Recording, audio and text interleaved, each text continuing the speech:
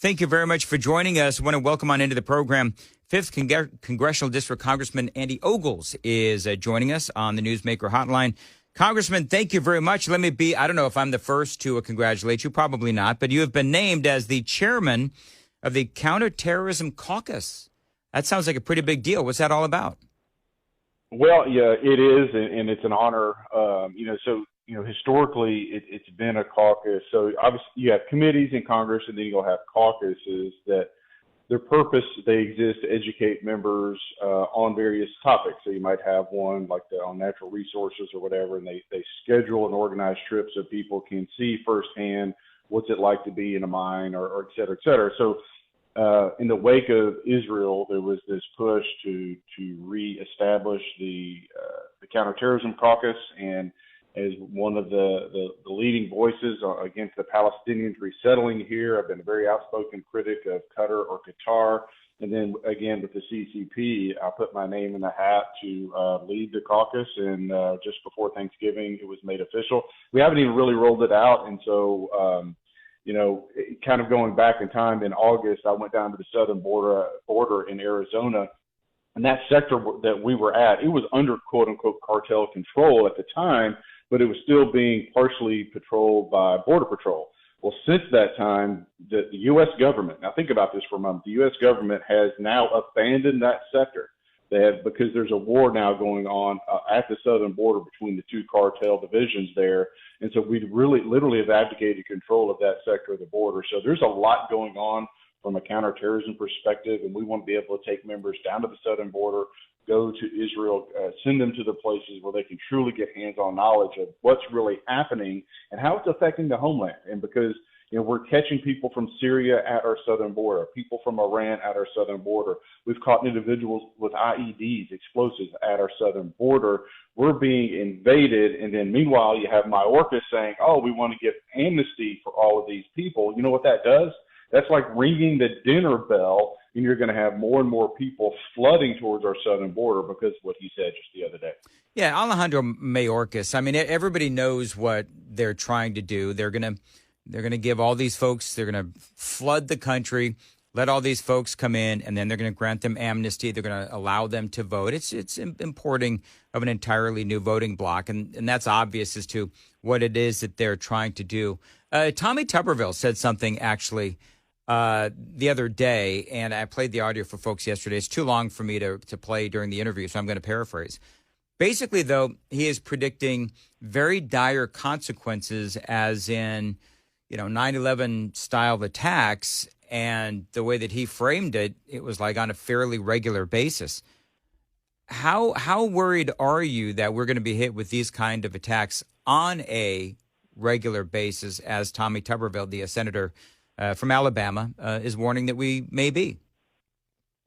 Yeah, I mean, so, it's now been stated. So I'm on the National Security Subcommittee for Financial Services, which is basically anything to do with money. So when you look at crime, when you look at illicit behavior, money's always attached to it. So there's a jurisdictional component there. Congressman Mark Green and his committee, Homeland Security. So in both of those, we've been able to get government witnesses to testify that we know that we have terror cells operating in the U.S. currently. We know there's been assassination attempts by Iranian agents on U.S. soil. So when you had that situation where that couple, whether it was a malfunction up in New York or maybe a medical event, and they crashed into the gate, there was this initial thought that it was a terrorist attack. And I'll be honest with you, from my perspective, I wasn't surprised that was a possibility. Now, since that time, we know that it wasn't. But again, I think it's something that is unfortunately inevitable, and that's because of this administration. And because of Mayorkas, I look forward, to impeaching him. I think that's on the very near horizon. It's very attainable because his grievances or his bad actions against the United States of America, our homeland, are cut and dry. I mean, he's in direct violation of the law, and I've got a bill currently that's called Defending Israel Enemies Act, which primarily simply forces the government to enforce a law that's already in place, which is the Taylor Force Act. So we have a law currently that prohibits federal funds going to the Palestinians as long as they are doing their pay to slay program, which we know they're doing. You saw the attacks by Hamas. Why are we sending them aid? So this administration is in direct violation of law by sending aid to the Palestinians. And so we have laws. They're in place to protect the homeland, to protect the taxpayer, protect our resources.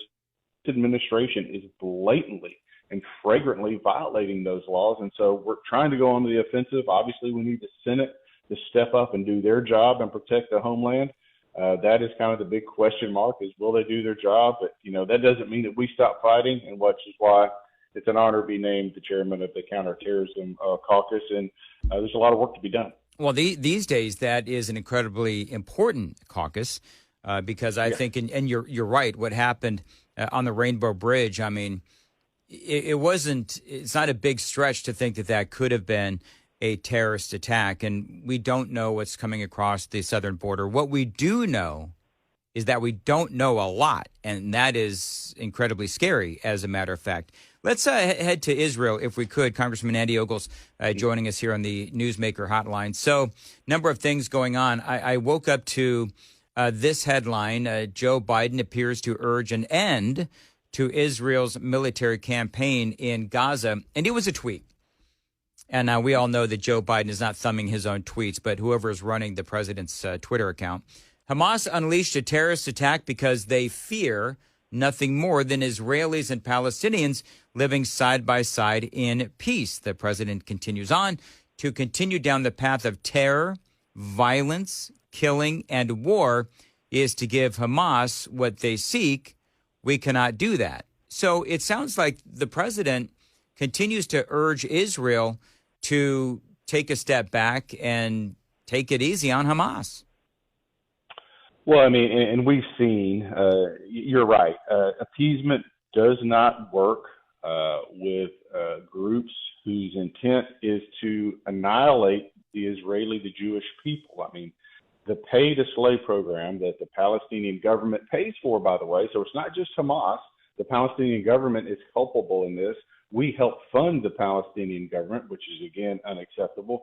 But they literally will pay a family if their son or daughter, primarily sons, will go and martyr themselves to kill Israelis. And so they want to wipe the Jewish people off the face of the earth. They want to kill them. They want to purge. They want to cleanse the sands of Israel with the blood of Israelis. And so you're going to appease these people? No, you had a land for peace deal in the early 2000s. 20 years later, 20 plus years later, there is no peace. That they raped and tortured and killed women and children like it was like they were at a carnival. And now this administration, this feckless administration, is calling for peace. No, it is time for America to get out of the way of the Israeli people and let them handle their business. I've said it before and I'll say it again.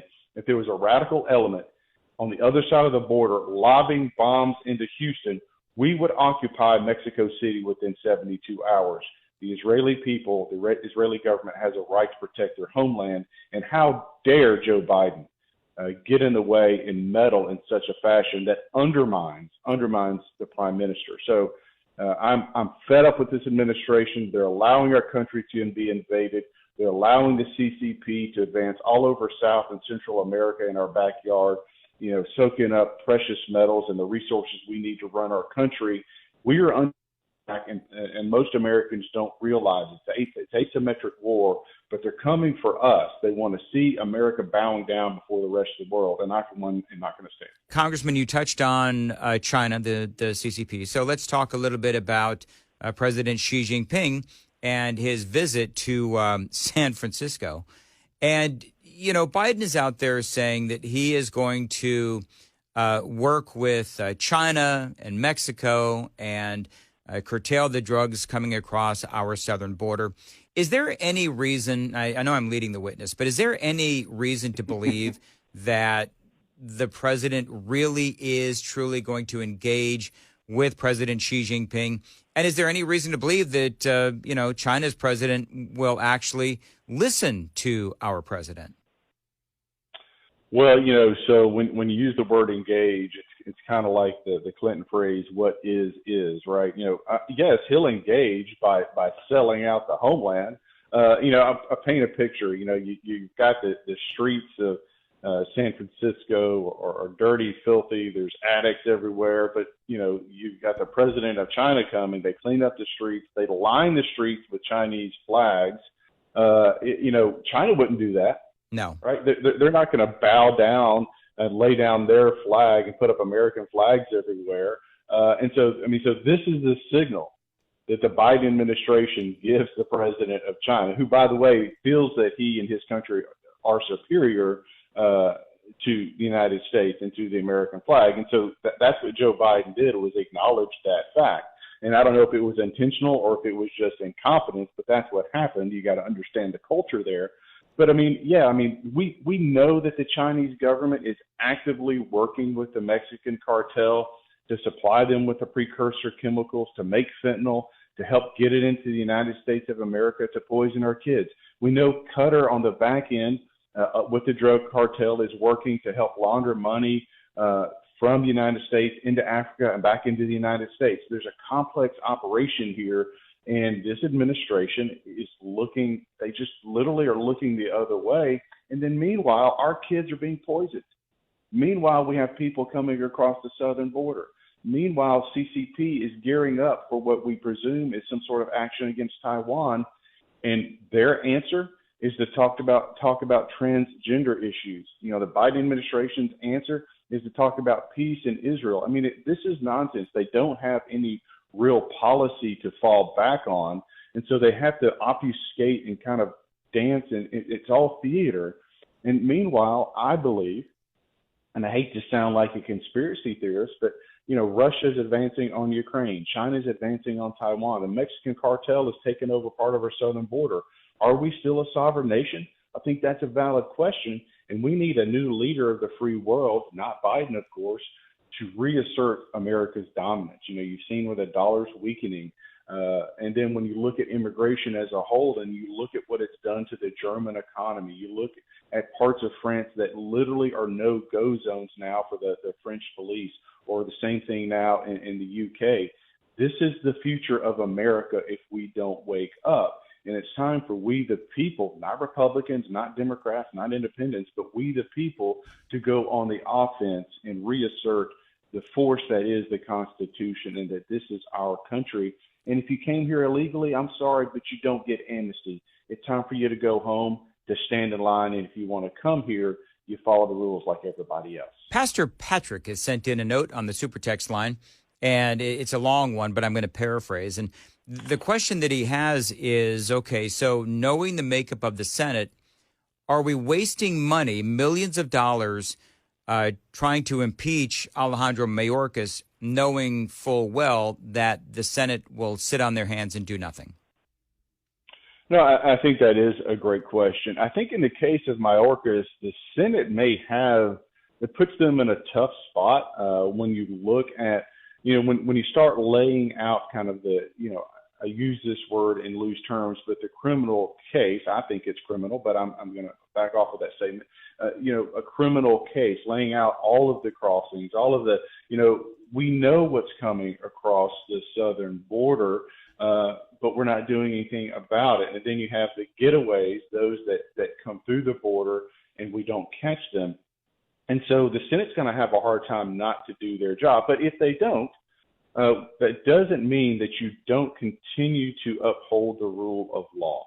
And this gentleman in particular, now we can have a separate conversation on Biden or Kamala Harris, but Mayorkas is in direct breach of federal law, of U.S. law. We have lawlessness on the southern border.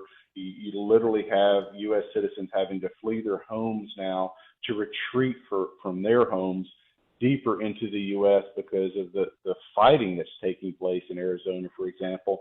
And so there has to be accountability here. We have to send a message that this is not acceptable. Now, will we get the ultimate outcome of him being removed from office? I don't know, but I do think going into an election year, not to make this political, it's important that we send a message to the American people. Look, you can love Trump or you can hate Trump. It doesn't matter. But the way he's been targeted, the way that you have those that are outspoken, like myself, being targeted that you have to have an even playing field, that you have to have a justice system that is blind. And so Mayorkas needs to be held accountable for what he's done and what he's not done, quite frankly. And so it's a great question, Pastor, but I think we have to move forward. And I would expect, I can't speak for the chairman, Chairman Mark Green, but I think he will be moving forward soon. 752. Congressman, thank you very much for joining us here on Nashville's Morning News on Super Talk 99.7 WTN.